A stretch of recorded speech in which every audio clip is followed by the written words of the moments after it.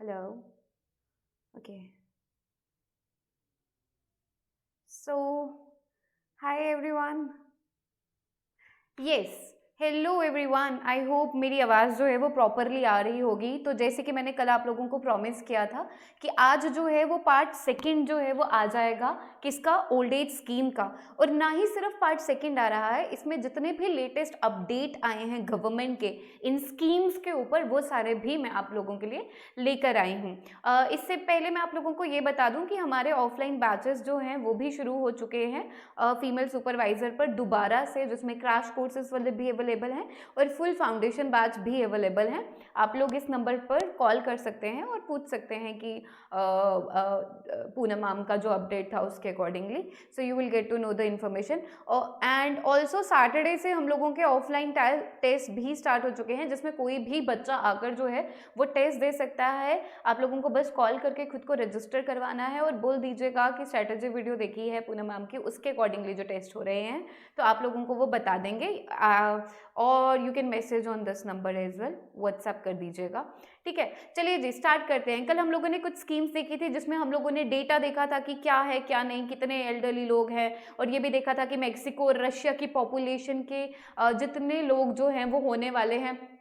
साथ ही कुछ लीगल बैकिंग्स देखी थी, national policy on older person देखा था, राष्ट्रीय वयोश्री योजना देखी थी, एल्डर लाइन, अटल वयो अभ्युदय योजना, नेशनल सोशल असिस्टेंट प्रोग्राम। ये सारे टॉपिक्स जो हैं ये हम कल के कवर कर चुके हैं। ठीक है जी, आज हमारा जो है that is sacred portal of for elderly people. ये क्या है? ये एक किस्म का पोर्टल है। अब ये पोर्टल क्या करेगा, पहले तो आप लोगों को ये सीखना है कि सेक्रेड की फुल फॉर्म क्या है। तो इसकी फुल फॉर्म है सीनियर एबल सिटीजन्स फॉर री एम्प्लॉयमेंट इन डिग्निटी। बहुत इंपॉर्टेंट इंफॉर्मेशन है, डायरेक्टली सवाल आ सकता है कि सेक्रेड पोर्टल जो है गवर्नमेंट का, उसकी फुल फॉर्म क्या है? तो सीनियर एबल सिटीजन्स फॉर री एम्प्लॉयमेंट इन डिग्निटी। फिर से बता दूं, सीनियर एबल सिटीजन्स फॉर री एम्प्लॉयमेंट इन डिग्निटी, मतलब उनको वापस एम्प्लॉयमेंट देने के लिए, इज्जत से एम्प्लॉयमेंट देने के लिए। क्या है जी?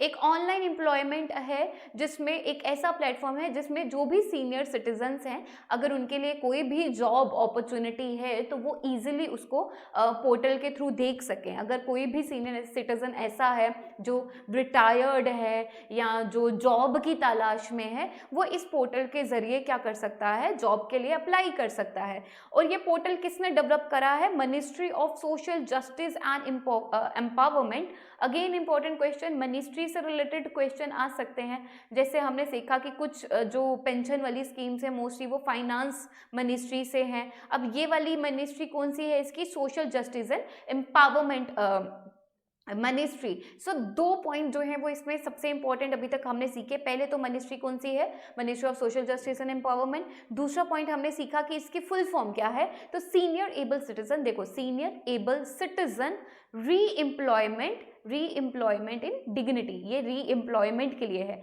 री एम्प्लॉयमेंट इन डिग्निटी। कोई भी सिटीजन जो 60 साल से अबव की एज का है वो इस पोर्टल पे रजिस्टर कर सकता है, जॉब ले सकता है और वर्क अपॉर्चुनिटीज को हासिल कर सकता है। ठीक है, employment portal will serve not only the senior citizen seeking employment but also the employers cell. अच्छा, ये पोर्टल सिर्फ सीनियर सिटीजन के लिए नहीं है कि सिर्फ सीनियर सिटीजन ही इस पे मतलब अप्लाई कर सकते हैं। और किस किस के लिए है? सेल्फ हेल्प ग्रुप्स के लिए है। ठीक है, जो लोग स्किल्स सीखना चाहते हैं उनके लिए है, और कोई भी अदर एजेंसीज एंड इंडिविजुअल, वो इन्होंने एक क्राइटेरिया सेट किया होगा कि क्या क्या इस पोर्टल पर उनको मिलेगा। देखो ये एक बड़ा सा पोर्टल है, उस पोर्टल पे अलग अलग चीजें हो सकती हैं, है ना। अब जब एक पोर्टल होता है तो उस पोर्टल पे सिर्फ आप एक चीज को तो नहीं देखते हो ना, और भी बहुत सारी चीजें हैं, लेकिन आप लोग किसको ओपन करते हो? जो चीज आपसे रिलेट करती है। वैसे ही ये जो पोर्टल है इस पे सीनियर सिटीजन्स भी हैं, इस पे सेल्फ हेल्प ग्रुप भी अपना कोई काम कर सकते हैं, और कोई भी सीनियर सिटीजन जो कोई स्किल को गेन करना चाहता है वो सारे भी इस पर कर सकते हैं। अच्छा, an amount of 10 crore would be provided funding for the platform development along with the maintenance grant of 2 crore per year for 5 year. इस पोर्टल की ही सिर्फ, इस प्लेटफॉर्म की ही सिर्फ कितनी फंडिंग हुई है? 10 करोड़ जो है इसकी फंडिंग पे लगाया गया है, और 2 करोड़ अगले 5 सालों, मतलब पर ईयर 2 करोड़। ठीक है, फॉर नेक्स्ट 5 ईयर्स। तो 10 करोड़ मतलब 2 करोड़ पर साल इसको दिया जाएगा कि ये वो मेंटेन कर सके, उनको जॉब प्रोवाइड कर सके, इसकी मेंटेनेंस कर सके अच्छे से। तो काफ़ी बड़ा अमाउंट है। The portal is shaped on the recommendation of the empowered expert committee. Again important कि भाई किस कमेटी की रिकमेंडेशन पर ये पोर्टल बनाया गया था। तो that is empowered what, empowered expert committee. तो बहुत सारे इंपॉर्टेंट क्वेश्चंस इसमें से निकल जाते हैं। पहले इसकी फुल फॉर्म इंपॉर्टेंट हो जाती है, देन इसकी मिनिस्ट्री इंपॉर्टेंट हो जाती है, देन किन लोगों के लिए है, ठीक है, 60 साल। दूसरी चीज़ कितना पैसा दिया गया है मेंटेनेंस के लिए, तो 10 करोड़ दिया गया है 5 साल के लिए, ठीक है, 2 करोड़ पर ईयर होगा। और किसके रिकमेंडेशन पर इस पोर्टल को बनाया गया है, तो एम्पावर्ड एक्सपर्ट कमेटी की रिकमेंडेशन पर इंपॉर्टेंट हो जाता है। आगे देख लेते हैं senior care ageing growth engine. Again पूछ सकता है कि भाई ये जो सेज है इसकी फुल फॉर्म क्या है, तो इसकी फुल फॉर्म है senior care ageing growth engine. ठीक है जी, क्या फुल फॉर्म है, senior care ageing growth engine. कब लॉन्च हुआ था, 2021 में। अगेन इंपॉर्टेंट है, 2021 में ये लॉन्च हुआ था ताकि जितने भी इनोवेटिव सेटअप्स हैं ये उनको एनकरेज कर सके। लेकिन ये जितने भी सेटअप्स हैं ये मोस्टली बनाए गए थे, इनमें जो भी प्रोडक्ट होगा, जो भी प्रोसेसेस होगी, जो भी सर्विस होगी, वो एल्डरली लोगों को जहन में रखकर होगी, मतलब उनके वेलफेयर के लिए होगी। एक बार मैं फिर से बता देती हूँ, ये जो सेज है that is your senior care ageing growth engine, ये कब लॉन्च हुआ था, दैट वाज लॉन्च इन 2021। और मेनली जो इसका मतलब आइडिया था क्या इनकरेज करने के लिए कि जो भी प्रोडक्ट ये बनाए, जो भी प्रोसेसेस ये करे, जो भी सर्विसेज ये प्रोवाइड करे, वो सारे it should be for the welfare of the elderly people, मतलब जो बुजुर्ग लोग हैं उनके वेलफेयर के, उनके हित में होने चाहिए, इतना आपको समझना है। एक इनोवेटिव सेटअप है, are identified and provide with equity support of 1 crore per project. अच्छा, ये जितने भी स्टार्टअप्स किए जाएंगे इसमें पर स्टार्टअप को 1 करोड़ रुपया दिया जाएगा। लेकिन गवर्नमेंट को ये इंश्योर करना है कि ये जो इसका पूरा बजट है वो 49% से ज़्यादा नहीं आना चाहिए, मतलब गवर्नमेंट की जितनी इक्विटी है उसके 49% से ज़्यादा नहीं होना चाहिए। ये समझ में आ गया, फिर से सुन लो, मतलब कि पर स्टार्टअप के लिए आप लोग सपोर्ट दे सकते हैं अप टू 1 करोड़ तक, मतलब जितना चाहिए होगा उतना।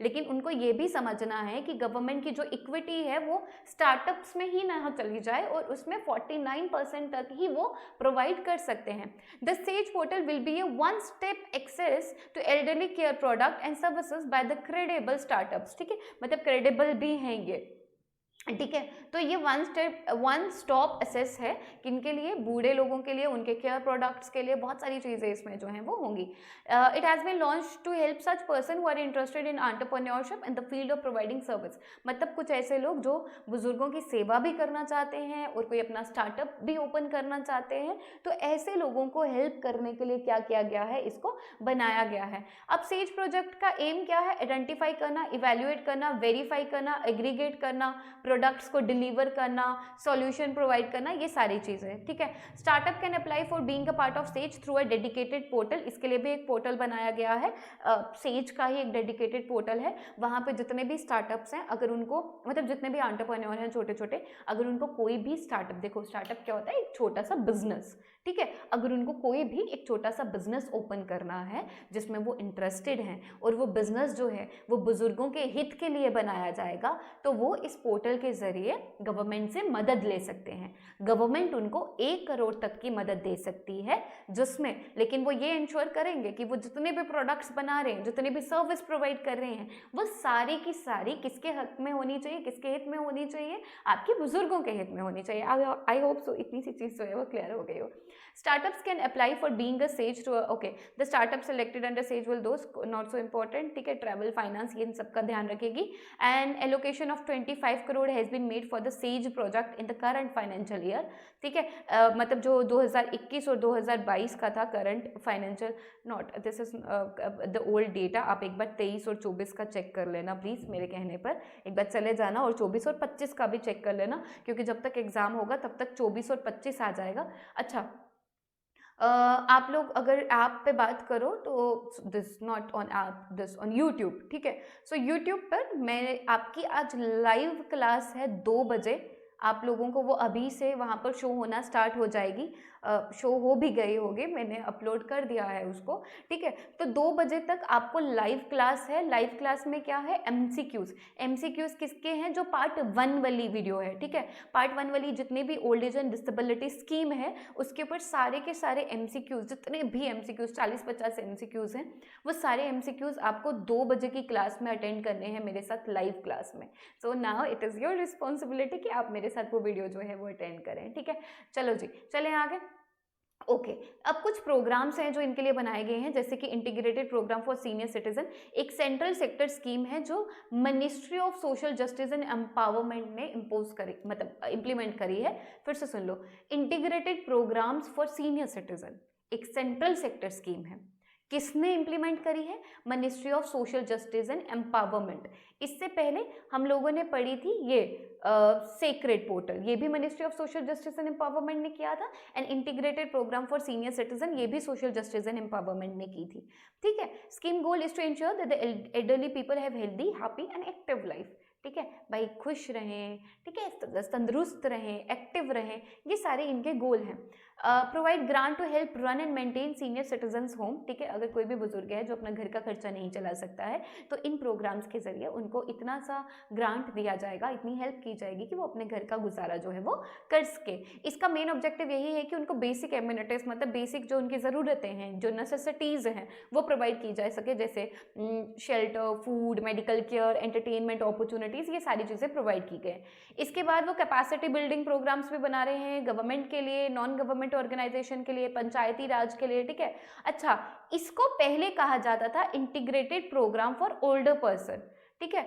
फॉर सीनियर सिटीजन की जगह यहाँ पे था ओल्डर पर्सन। अब ये नाम चेंज होके क्या बन गया, सीनियर सिटीजन। तो इस चीज़ का भी ध्यान रखना है। पूछ सकता है कि the integrated programme for senior citizen previously known as, so you should know this that it was integrated programme for older person and now it has change to integrated programme for senior citizen. चलिए जी, अब ये कुछ programmes हैं जो मतलब launch किए गए थे, उनका एक बार देख लेते हैं। एक प्रोग्राम है national programme for health care of elderly, ठीक है। कब लॉन्च हुआ था, 2010 और 11 में। एक स्टेट ओरिएंटेड प्रोग्राम है जिसमें क्या किया जाएगा, डेडिकेटेडली हेल्थ केयर फैसिलिटीज़ के लिए। किसके लिए भाई, हेल्थ केयर फैसिलिटीज़ के लिए, मतलब हेल्थ केयर फैसिलिटीज़ जो हैं वो प्रोवाइड की जाएंगी। किनको, जो भी लोग 60 साल से ऊपर के हैं। किन लेवल पे, प्राइमरी लेवल पे, सेकेंडरी लेवल पे, टर्शरी लेवल पे। अगर मैं primary and secondary geriatric care service, geriatric क्या होता है, हेल्थ केयर सर्विस, बूढ़े लोगों की, मतलब हेल्थ से रिलेटेड, ठीक है। Programme commences with the 100 district, 100 districts को इसमें रखा गया है, ठीक है। और 11th प्लान पीरियड में, 12th प्लान पीरियड में 421 डिस्ट्रिक्ट्स को रखा गया था। मतलब जब ये स्टार्ट हुआ था तब इसमें रखा गया था, जब मतलब 2010 और 11 में ये स्टार्ट हुआ था तब 100 डिस्ट्रिक्ट्स को रखा गया था। लेकिन 2019 और 20 में कितने हो गए डिस्ट्रिक्ट्स बढ़कर, 421 डिस्ट्रिक्ट हो गए। अगेन इंपॉर्टेंट है, पहले कितने थे भाई, 100 डिस्ट्रिक्ट से। फिर उसके बाद 12th प्लान पीरियड इसका जब आया उसमें कितने डिस्ट्रिक्ट हो गए, 421 डिस्ट्रिक्ट हो गए।